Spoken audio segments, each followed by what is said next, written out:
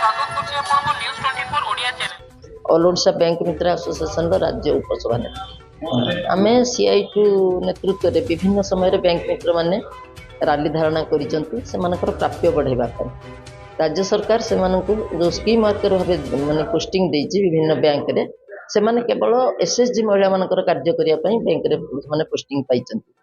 प्रत्येक बैंक मित्र सबुदिन रात दिन 10 रु माने दिबा 3 घटिका पर्यंत बैंक रे काम कला परे लोन रिकवरी पाई सबुदिन 2-3टा पंचायत माने गस्त करुच्ची।